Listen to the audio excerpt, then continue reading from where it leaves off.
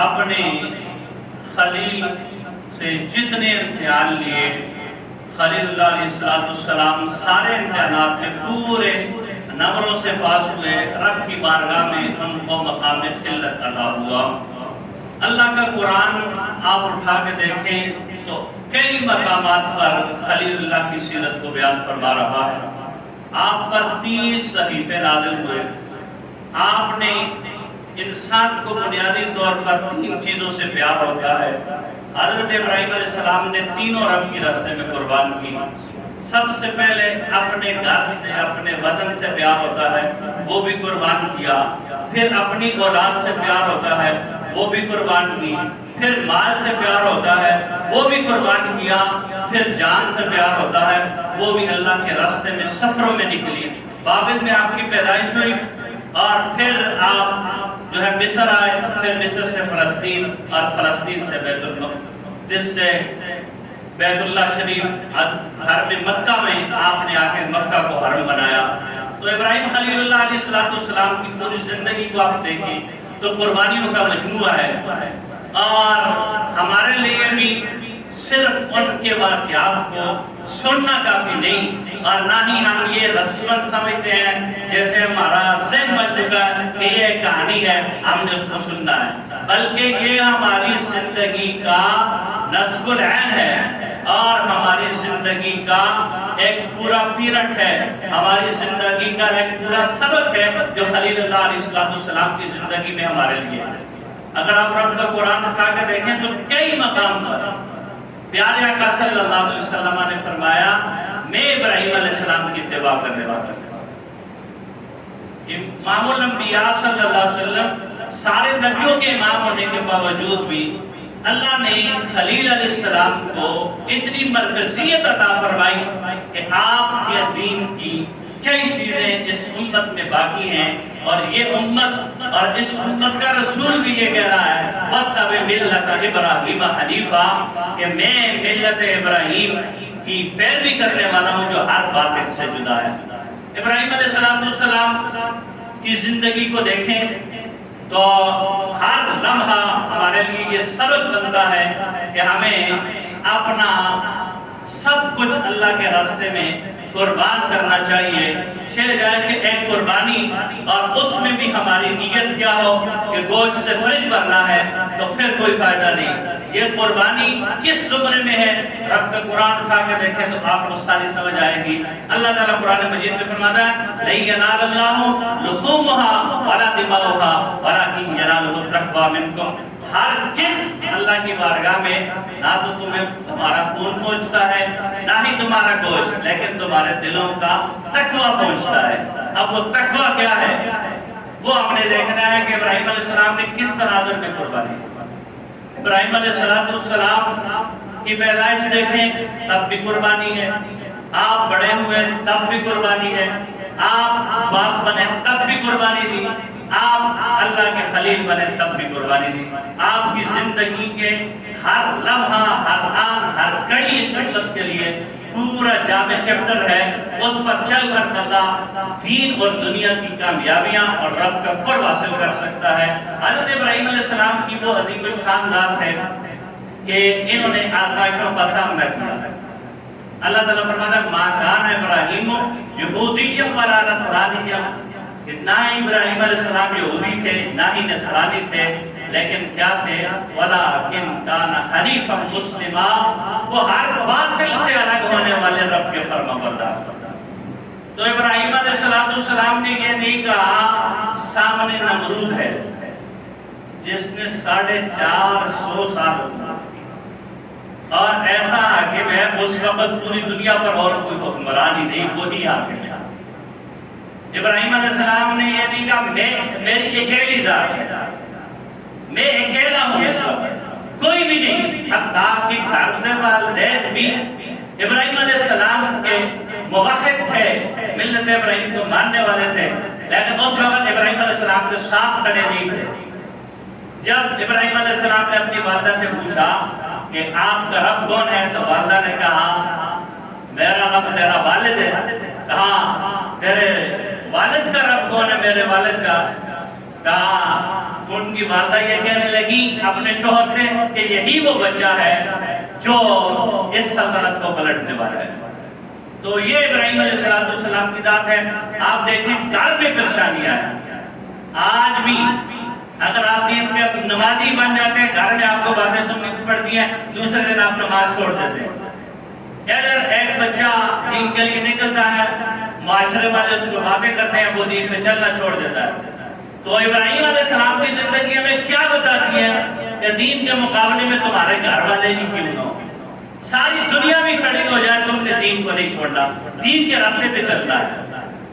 یہی سبق اہل دین نے دیا ہے، ساری ادوار میں، سارے دوروں میں، سارے دین والوں کا کیا سبق تھا؟ یہی سبق تھا کہ تمہارے سامنے کوئی بھی آ جائے، دین کو نہیں چھوڑنا، دین کی سربلندی کے لیے تم نے لڑنا ہے۔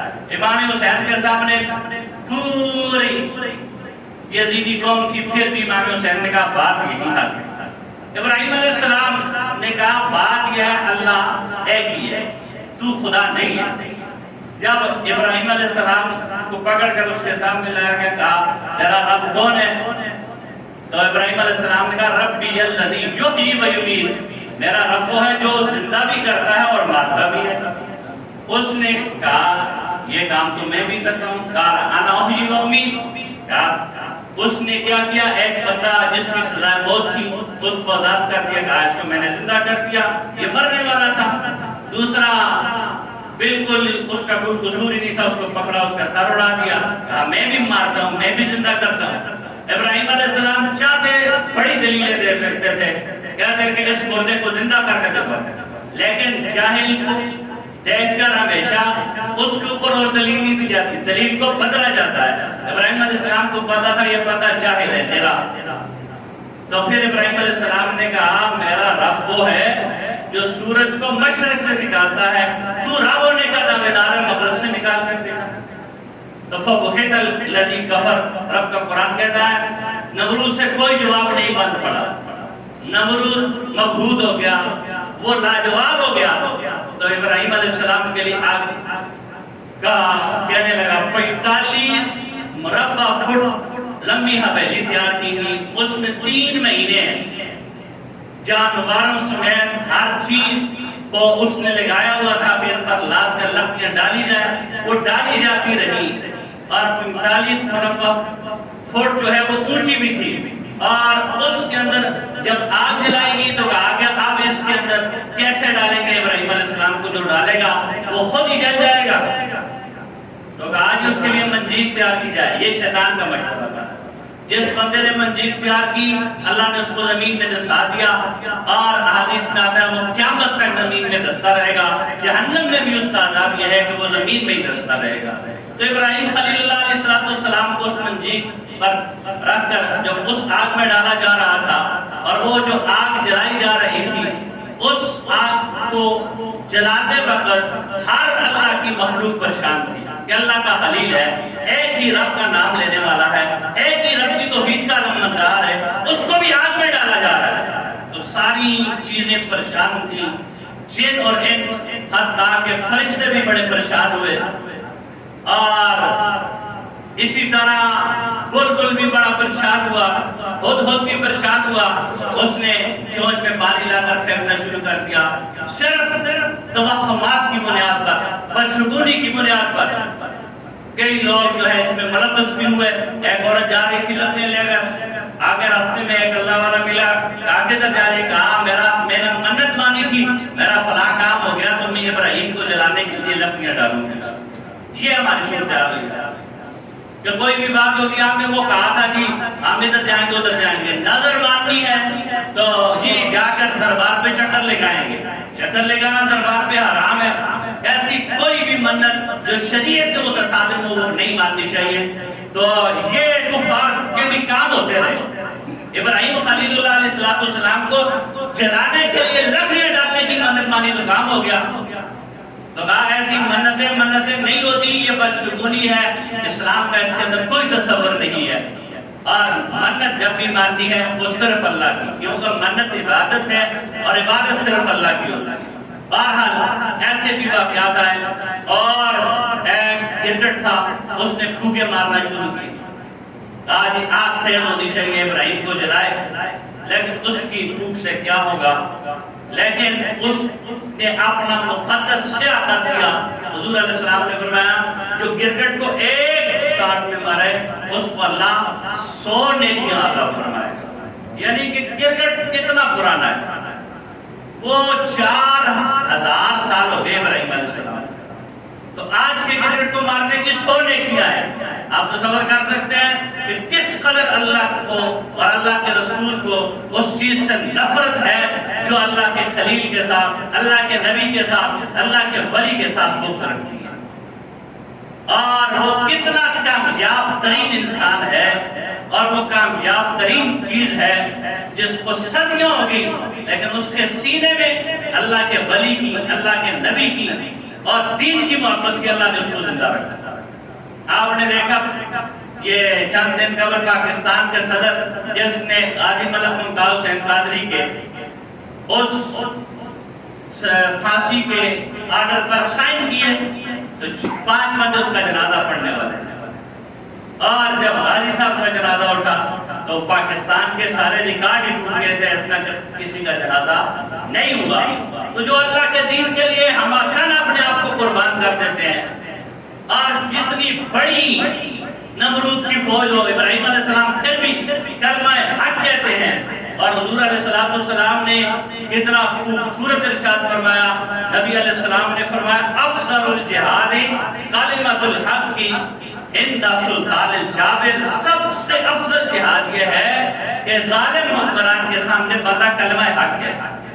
اتنا بڑا ظالم کہ اور کوئی نام اللہ کا لینے والا نہیں، پھر بھی ابراہیم علیہ السلام حق کا اس کو دعوت دے رہے ہیں کہ اللہ ایک ہی ہے.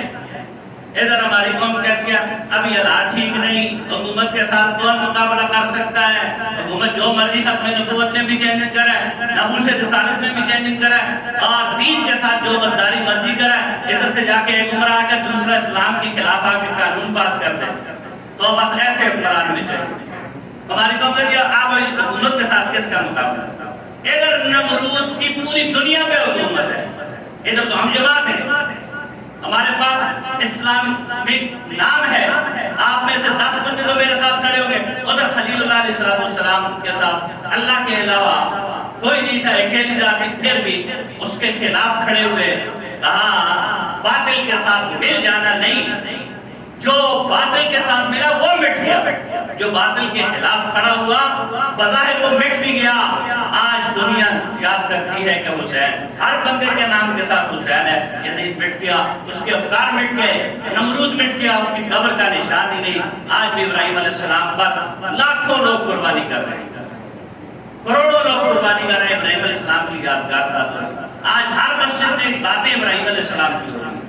کیوں کہ انہوں نے اپنے آپ کو اپنے رب کے لیے سب کچھ قربان کیا، پھر رب نے یہ مقام دیا. تو واقعہ کر رہا تھا کہ اس جانور کی گرگٹ نے پھوکے ماری تو اللہ کے حبیب علیہ السلام نے فرمایا جو اس کو مارے ایک ساتھ میں اس کو 100 دے دیا ہے، اور جو 2 میں مارے گا اس کو 50 ہے، اور جو 3 میں مارے گا اسی تناظر میں کم ہوتی جائے گی. تو کسی نے غزالی زمان سید احمد سید قادری رحمۃ اللہ تعالیٰ علیہ سے سوال پوچھا کہ یہ 2 سیٹوں میں جو بندہ مارتا ہے اس کی محنت زیادہ ہے، اس کا وقت بھی زیادہ لگا، اس کی انرجی بھی زیادہ لگی، جو 4 میں مارتا ہے اور زیادہ لگی، اس کو ثواب زیادہ ملنا چاہیے. جو ایک شاٹ میں مارتا ہے اس کی تو ایک ہی شاٹ ہوئی، اس کو کم ثواب ملنا چاہیے. تو غزالی زمان نے آگے سے کتنا شاندار جواب دیا. کہا گستاخ رسول کو زندہ رہنے کا کوئی حق نہیں ہے، اور جس نے 4 شاٹوں میں مارا اس نے گستاخ رسول کو مارنے میں تاخیر کی، کہا اس وجہ سے ثواب کم ہے. اور جس نے پہلی شاٹ میں مارا اس نے وقت پر مارا، کہا اس لیے اس کے لیے ثواب زیادہ ہے. تو یہ ایک عام گرگٹ ہے جس کے لیے وہ حکم ہے. اور گستاخ ادھر سے رہا ہو کر جاتے رہیں، اور پاکستان میں ہم سوئے رہیں، نمازیں قربانی جو ہے، قربانی کا مسئلہ ہمیں سمجھ آ جاتا ہے تو گفریج بھی بھرنے ہوتے ہیں، لیکن ادھر رب کے راستے میں رب کے رسول کے لیے کھڑا ہونے کا مسئلہ ہمیں نہیں سمجھ آتا. یہاں قربانی دینے کا مسئلہ ہمیں نہیں سمجھ آتا. وہاں کیا ہے؟ اللہ کے محبوب علیہ السلام اور رب کیا کہتے ہیں؟ محبوب آپ فرمائیں کل ان صلاتی بے شک میری نمازیں وہ نسکی اور میری قربانی وہ حیاتی اور میری حیات و مماتی اور میرا دنیا سے چلے جانا للہ رب العالمین اللہ کے لیے. اب اگر ہماری ہر چیز اللہ کے لیے ہوتی تو قربانی واجب تھی اور ناموس رسالت کا دفاع پر اس کے لیے آپ سوئے ہوئے ہیں. اور جو پھر اس مقام پر آ کر کھڑے ہو جاتا ہے اب اس کو کھڑے ہونے کی ہمت بھی عطا فرماتا ہے. آپ نے دیکھا چاروں طرف پولیس والے ہر ایک ڈرا ہوا ہے کہ بھاگ نہ جائے نوجوان. اس کے چہرے پہ مسکراہٹ ہے. رمضان اندر گزر گیا, عید اندر گزر گئی, دوسری عید اندر گزرنے والی ہے, پھر بھی چہرے پہ مسکراہٹ ہے. تو یہ ہے ابراہیم علیہ السلام کا اسوہ نور جس سے جنہوں نے سبق لیا. اور ایک طرف ہم لوگ ہیں جو سمجھتے ہیں یہ کس اور کہانی ہے. ابراہیم علیہ السلام نے اپنا قربان کیا سب کچھ. آگ میں گئے تو آگ کو رب نے گلزار بنا دیا. ابراہیم علیہ السلام کی باتیں کہتی ہیں کہ مجھے بھی آپ نے پاس آنے دیں. ابراہیم علیہ السلام نے دعا کی, وہ آگ پہ چل کر گئی. ابراہیم علیہ السلام کا ماتھا چوما, ان کو بھی کچھ نہیں ہوا, باہر آ گئے. تو بات یہ ہے کہ ایک دفعہ تو رب کی خاطر کچھ کر کے تو دیکھو. 4000 صدیاں بھی گزر جائیں تمہارا نام باقی ہوگا, تمہارا کام باقی ہوگا, تمہاری آخرت باقی ہوگی. 5 صدیوں پہلے جو ہمارا دادا گزرا یا 5ویں پشت میں ہمیں اس کا نام بھی نہیں آتا, لیکن ابراہیم علیہ السلام, حضور علیہ السلام جتنی بات کی جائے کم ہے اس میں, چونکہ وقت میں انتظار ہے. کیا صورت حال ہے, بارش آگے